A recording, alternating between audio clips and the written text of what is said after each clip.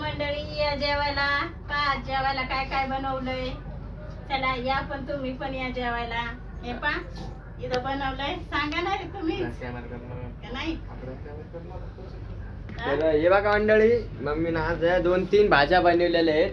इकडे बघा आपलं हे वरण आहे आणि इकडे या भाज्या तुम्हाला जवळ सांगितलेल्या आहेत ना मम्मीनं. त्या भाज्या तुम्ही खायच्या.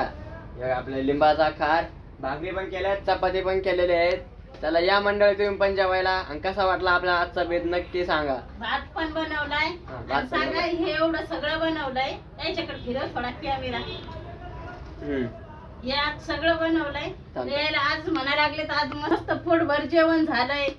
असं खायला पाहिजे रोज. सगळ्या भाज्या, वरण, भात, बाजरीची भाकर मागितली तर बाजरीची भाकर, चपाती तर चपाती, असं म्हणणं चाललंय. मग मी त्याच्यावर म्हणलं की मला घरी राहू दे ना.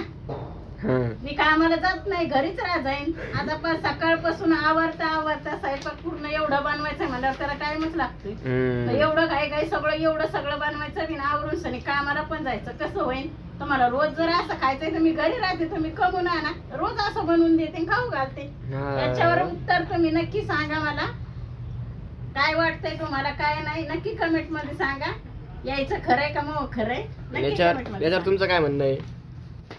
म्हणणं करायचं सकाळी लवकर उठायचं.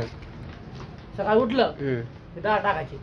डाळ आपली चहा पाण्याचं डाळ मग तिथं पुढे भाज्या नको ना. एकाच दुसरी भाजी करायची ना. गोबी, वांगा, तोंडाळा भाज्या आज खाल्ल्या परवा खायच्या. झालं आता मम्मीने मंडळीला विचारलं रे. मंडळी सांगायचं. चला मंडळी या जेवायला.